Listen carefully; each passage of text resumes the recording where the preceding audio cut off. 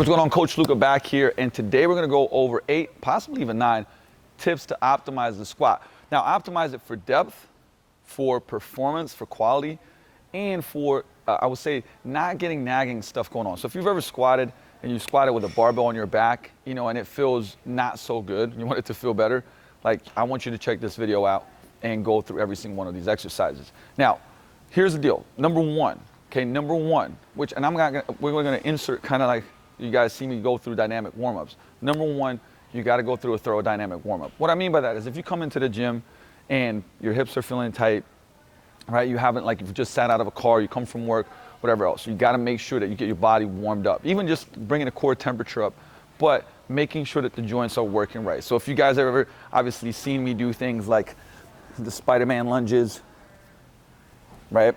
Glute activation drills, all of those things that usually will be like anywhere from like 6, 10, 12 minutes, you gotta do that, because we gotta first of all mobilize, stabilize, and we have to like warm up.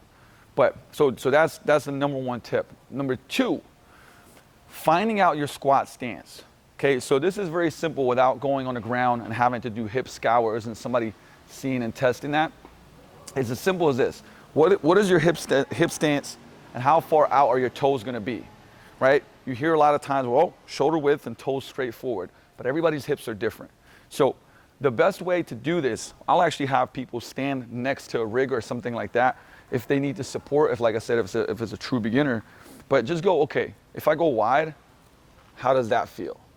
Okay, that feels pretty good to me, but if I go a little bit closer, go toes here, actually feels even better. I can actually get even better depth, right? And they'll just play around with a bodyweight squat or a goblet squat. For instance, if I had a kettlebell,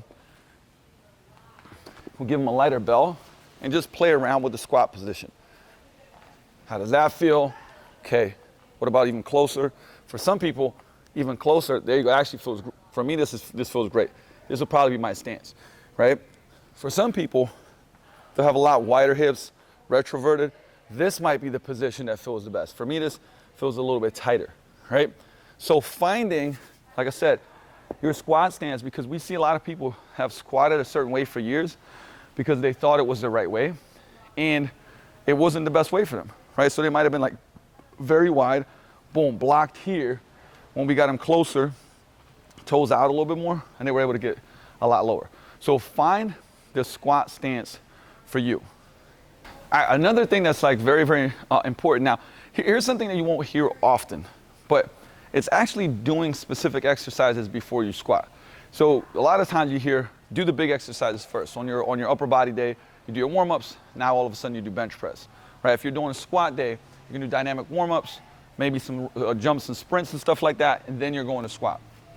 Well, I'd have you consider and recommend that first, especially if you've been training for a while, if you're, I would say it for anybody, but especially if you're in your 30s and 40s, you've been training for a while, this is a must, right? It's getting blood flow in the muscles that are gonna work during the squat, which to some may be counterintuitive and say, oh, well, you're gonna tire yourself out. It's not really true. We're not doing crazy fatigue stuff, but we do want to, I'd say, ramp and warm up the hamstrings, the glutes.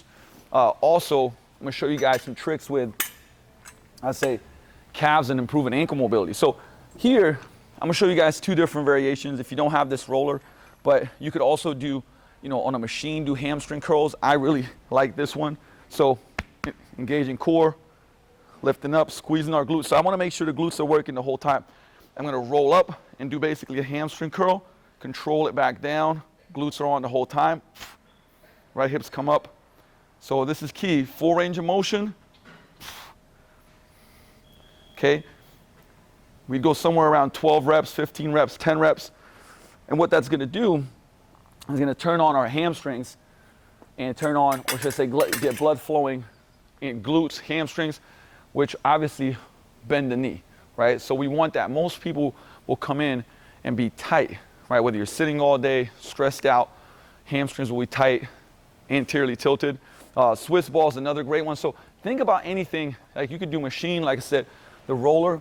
Swiss ball is another one where we can do the same thing here, right? Elevate hips, squeeze glutes, abs on, push my elbows into the ground, hips come up for the ride, right? So they're coming together.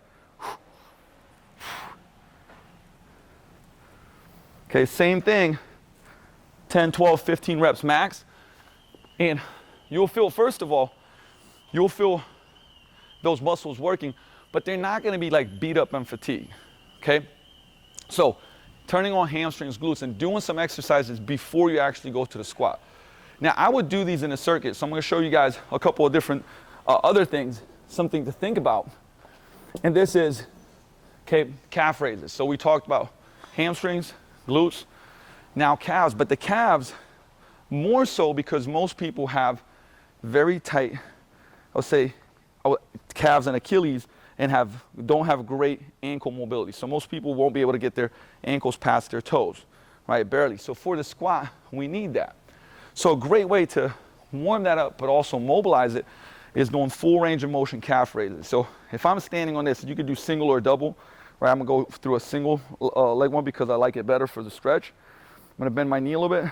So I'm gonna go on my toes as far up as I can, push through the big toe, and then I'm gonna eccentrically, controlly come down, and I'm getting a big stretch here. Okay, now, once I'm in that stretch position, I love doing pails and rails, which is me pushing into the box as hard as I can for about 10 seconds, and then trying to pull off the box. Now, I'm not gonna be able to do that, but I'm trying to, right? Get my foot to my shin for 10 seconds, and then I'd go back up again into my calf raise as high as I can. Again, control it back down. Feel that big stretch. Push into the box. Pull away from the box. And back up. And I'd only do that for about 4 to 5 reps and then switch it up, okay? So we're doing two things here, right? Same thing, we're getting blood into those muscles, we're working them, but I'm getting an active stretch and activating because I'm pushing into the box and away from the box in that end range. I'm actually creating some mobility here, right? And like I said, you don't need to do this for tons of reps because, like I said, if you're doing those 10 seconds push-pulls, you just do 3 reps. It's already, 30, 40 seconds. So now imagine I would actually go through the hamstring curls, do these calf raises as a circuit, and number 3 would be something that has a stability component, okay? So I'll show you guys 2 examples. One would be, and we wouldn't use a lot of weight for this because it's more about the stability, right? I always say there's this continuum, mobility, stability, strength, right?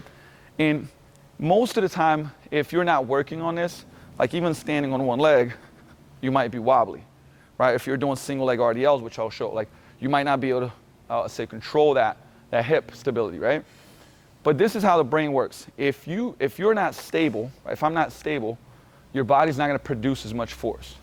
So creating some stability is actually gonna help you lift heavier weights. It's gonna be smoother, you're gonna feel better, right? So I'm gonna go here and do a single leg RDL. So this is one of your options, okay? Feel my whole foot, and same side, same leg, which is a little bit easier.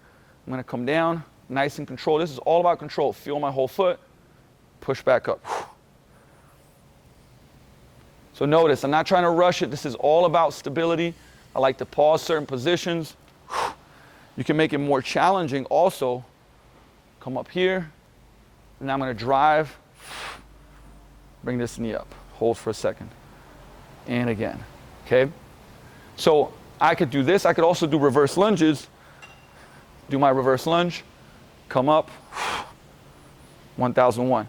Either way, and not for a lot of reps either, so 5 to 6 repetitions, because once again, we're only trying to instill some stability here, not fatigue ourselves like crazy. So imagine putting this in a circuit, okay? Hamstring curls, calf raises, and a stability exercise. They're not gonna wear you out. They're almost like an extended part of your warm-up. We're getting blood in the right areas, we're mobilizing and stabilizing, and from there, we'd go into the squat. So the next thing is your choice of squat. Squats are phenomenal. Not every squat is for everyone. And if the goal is, remember, if you're like saying, I want to get stronger in my legs, okay, great. A lot of squats can do that. I want to build muscle in my legs. A lot of squats can do that. Now, if you're in a case of just improving your squat for powerlifting, in that case, you're going to eventually have to do a barbell back squat. But here, what we're talking about is if you're using the squat for improving that pattern, right, getting stronger in the squat, building your leg muscles, trying to improve performance, then there's a lot of squats that you can do. Now, this is sometimes critical because many people just go to the back squat, like not thinking that there's a lot of other squats that you can do. Here's the deal. On the back squat, and I've mentioned this before, right, you have to have very good shoulder mobility, thoracic extension to get in that good position and not lose your rib cage, not have forward head posture. So I'm going to give you guys just an example of something that, like when it comes to barbell squats, we love to use safety squat bars because now I can get underneath. You can see, even as I'm facing you here, that I don't have to really have a lot of shoulder mobility, right? I can still create that tension in my lats. I can still brace, have a good posture, use the squat stances that we talked about earlier. So I'm still having a ton of tension. Oop, stepping a little bit to the side here. So now I got that full range of motion and I'm not restricted by my shoulders.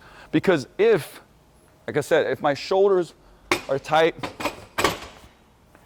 I'm gonna have to find a way, right? Or the elbow's gonna fly back, my head's gonna fly forward. I'm gonna have to find a way to get in that position. So this is much smoother. Can we still push the load? Absolutely, right? Even better, matter of fact, you'll be less under threat. You'll have a better position. Your legs will be able to work better. And I'll be able to get into this deeper squat, okay? Now, we could go, like I said, sometimes with somebody that might just be starting off, could be as simple as a goblet squat, which at the beginning you can't load as much, but if we're training the pattern, right, this might be a good choice for somebody, okay? From there, we can go double KB squats. Now we can load these more. The thing is, question is this gonna feel better for that person? And are they gonna be able to load it? From there, you guys can't see it, but like I said, the belt squat, you guys have seen me do that. There's no compression on the spine, right? We have the belt here, we're squatting down, loading the legs, no compression on the spine. We have front squats, sandbag squats, right? There's a lot of different options where we just wanna think about what's gonna obviously load the legs to build them for strength, for hypertrophy, for performance. Then there's split squat variations with which we're not gonna dig into as much, even though I'm gonna show you one tip that's gonna improve your squat with some split squat stuff as well. Another thing to talk about and think about is that we showed the stability drills, warm-up drills for the calves. Now, in one session, if somebody has very, very tight ankles, right, you're not gonna fix it in one go. And if I want them to have a deeper squat, I'm gonna resort to things like the wedge, right? And if you guys look at this wedge, it's got about a 2-inch elevation. So if I bring my heels up, it takes away, essentially what it does is I'm able to be more upright and go deeper into that squat. And I don't need as much ankle mobility because this is helping me out. Now, that doesn't mean that you use it as a crux and support every time that you squat. What it means is that if I want to train the squat and the legs, I'm going to get more out of it for somebody who has very tight ankles to elevate their heels, okay? And I'd continue to do that, but I would still work on their ankle mobility, right? So in this case, because when we're squatting, what we want to do is, I call it keeping the squat as squatty as possible and then keeping the hinge as hingy as possible, right? So a deadlift, this is an RDL, right? If we do a trap bar deadlift, we're here, okay? If we do a regular deadlift, we're here. You'll see a lot of squats where they start becoming this, and it almost looks like a deadlift. It's hingy. Where what we want to do is stay as upright as possible, right? Now, even though everybody has different, I say bodies, longer limb lengths, things like that, that's what we're shooting for to train that squat pattern. So in this case, if I'm using the safety squat bar, coming back here, and you'll see, although I have good ankle mobility, this will allow me to stay more upright. You can see how upright I can stay doing it on the wedge. I can drive my knees forward and stay as vertical as possible. And for a lot of folks that might feel their backs going lower in the squat, this will also help with that, okay? So just a couple of techniques, thinking about the choice that you're using to build the squat is critical, because once again, if you choose the right exercise that feels good to you, doesn't beat you up, where you're not like, oh, after I squat every day, the next day I'm feeling like this, like that, or the other, right? That's probably not the best fit for you. There's a better fit for you. So making sure you're choosing the right squat. Now, cleaning up a squat. So here's a cool thing about it. And we'll use this sometimes, even though we'll go, you could do this as a whole, I say, method of training, but you could also do it as some ramp up sets. When somebody's squat, one, either isn't clean and crisp or deep, slowing down the tempo will clean it up, okay? What I'll actually do is I'll use it with kettlebells, and then I'll do it also with the safety squat bar. So I'm gonna go with 3-2-3. 3-2-3 is a really good tempo for this. It means 3 seconds down, 2-second pause, 3-second up. Now the load is gonna change for that, right? There's no way, like for instance, if you're doing a 5-rep heavy squat, you don't have any tempos, versus you're doing a 3-2-3, guess what? You're gonna have to use a lot less weight. But if you wanna improve the pattern, this is really, really helpful, okay? So I'm gonna clean these up, keep my regular squat pattern, but once again, I'm slowing it down. So 3, 2, 1, 1, 2, 1, 2, 3. 3, 2, 1, 1, 2, 1, 2, 3. Right? So you can tell what happens is that somebody has to really control that range. In a squat, a lot of times you'll see people go down and then get kind of like jolty in certain ranges of motion, or here at the bottom. They come to here and then they kind of just drop. So this allows us to actually clean that up, pull themselves down. So 3, 2, 1. Now I got to pause. 1, 2, and slowly come out. 1, 2, 3. Because when people come out of the bottom fast, they usually use too much momentum, right? Too many things turn on. So imagine this, right? I'm coming down at the bottom, and I'm kind of using my low back, right? I'm extending as much as possible. Slowing things down means that the muscles are engaging, and I'm really using those muscles through that full range of motion, right? So same thing, I'll just do it here. And if you don't feel great about your squat, this could be a whole phase of training that, for instance, you're doing tempos for a 4-week block, 4-week cycle, and I promise you, your squat will get better, okay? Like I said, picking that right exercise for you. Okay, I'm gonna be turned away here, but same thing. So 3, 2, 1, 1, 2, and then slow. 3, 2, 1. Notice I'm not using momentum to come out of it. 3, 2, 1, 1, 2, 1, 2, 3. And I'm keeping the tension the whole time, right?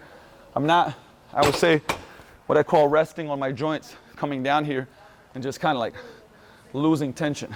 I'm under tension the whole time, okay? So I'm doing tempo squats. You can choose different tempos. I think 3-2-3 is a great learning tempo. Like I said, you don't want to get too long with this stuff and do like 6, 7, 8 second eccentrics, 5-second pauses, you know, and then it combines to like a really long period of time. So use the 3-2-3, clean your squat up. It'll be better, or look better, or feel better, and it'll improve your performance. Another thing that's like very, very beneficial when it comes to like cleaning up the squat, we talked about it with the slower tempos, but it's the pause, okay? Now the pause, this is what I love about the pause. So if you were gonna take a certain load, okay? And I know I shot a video about how to make something more difficult without increasing weight. Well, if I use this weight, and for instance, this is about 100 pounds here, and I squat it for 5, and then the next week, instead of upping the weight, I just add a 1-second pause at the bottom, that's harder. The week afterwards, if I add a 2-second pause at the bottom, that's harder, same load. Week 3, if I add a 3-second pause at the bottom, that's harder, right? So we can add difficulty throughout without adding load, which for some people is mentally, I would say, the right choice, right? Too much load, it starts, you know, kind of putting them in the threat mode. And we don't necessarily want that, but it's great for form, because where most people are, I would say, unstable and weaker is at those end ranges. Okay, so I'll once again start here, and we use that long pause. So now we're not gonna use, I'll turn towards you guys again. I'm not gonna use tempos as much. I'm just gonna do control down. But let's say now I'll go 1, 2, 3. 1, 2, 3. And once again, you can tell people where to stop, right? So it can be right at parallel, maybe a little bit below parallel, depending on what their range of motion, their anatomy, their mobility is like. So I can control it, go, all right, I want you to stop there. 1, 2, 3, right? And then I can keep the most tension. And then, like I said, we can progress. I usually won't go past 5 seconds, okay? Because 5 seconds is a pretty long time. If you do a 5 rep with 5 seconds, right, it's 1, 2, 3, 4, 5, right? It's like I lose all the elastic energy. I have to keep tension at that bottom position. And if you do a cycle with pause squats, you'll see how it gets cleaned up. You can use lower weights, okay, and get, I would say, a lot out of it. Where to we in our small groups, what we've done as well as like use isometrics with squats. So a lot lower loads and start with like a 20 to 25 second isometric hold and then no reps and just progressing that. And it's really, really cleaned up, I would say, how people squat, like the range of motion, the stability in the bottom. So another way that you can do this, and remember, just a quick tip and key, if you're doing a regular squat workout, for instance, for 5 reps, don't like use these as primer sets, warm-up sets, right? So after the things that we've done, imagine you're working up to a heavier load. You can use some of the sets with lighter weight to do pauses, to do 3, 2, 3s. And even just that within your session will clean your squat up and improve performance. Okay, here's another tip on how to improve the quality depth of the squat. And without going into crazy amounts of like, I would say, explanations of single leg work. Single leg work is phenomenal.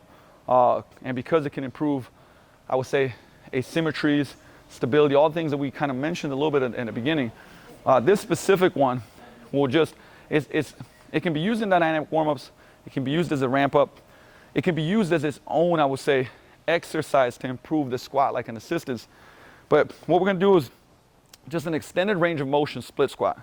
Okay, so I'm gonna go and split. Now remember, you could do a Bulgarian, but like I said, this gives me more stability than a Bulgarian because my back foot is straight down and I have that tension, right? So key here is to make sure that we start in a good position because a lot of people will start very extended. So I wanna keep my ribs down, right? So close that canister, abs are on. I'm gonna stay vertical as possible. Okay, I'm gonna engage my glutes so that I'm gonna go straight down. Think elevator, not escalator, right? Because remember, escalator goes like this. In this case, I wanna go more elevator. Knee can go forward, but I'm gonna try to keep my trunk. So now I'm gonna feel this stretch, right? I'm going all the way down. I'm still keeping my glutes on, my core on, right? And I'm having a big, I would say, opening here in the front. I'm getting some ankle mobility there too if I'm driving that knee forward. I'm coming back up. All right, so I'm staying vertical, knee goes forward, this knee goes straight down, this glute stays on, I'm braced for the punch. Like I said, this is just body weight, and I'm really feeling this as far as how much it's opening my hip up. So if I did that on both sides, a lot of times you just do that and you'll test out like your body weight squat or just a squat under load and it will feel better, okay? So you notice I did a nice and controlled tempo down there. Like I said, using this as a warm-up or it could be even a filler will help out. But you can also use it as a loaded exercise and open up those hips and it'll help you with this as well. So a lot of different options here. Like, could you use all of these in one squat session? It may be a lot, but use them as, I would say, tips and techniques that you can implement so that this starts getting better and better and better. And like I said, so it could be, first of all, dynamic warm-ups are always in play, right? You always got to do those. Then the primers that we talked about, knowing your squat stance is very important. The primers that we talked about at the beginning, I highly encourage everybody to do those. Hamstring curls, calf raises, single leg stability, even some core work like planks, hollow holds. Like I said, if you're just coming from the office sitting like this all day, that would be a good idea.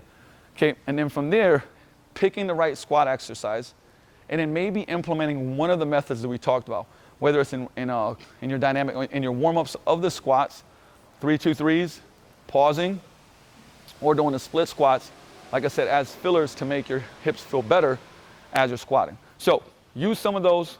Let me know how it feels. Comment below. Let me know what more info you want on performance in the gym.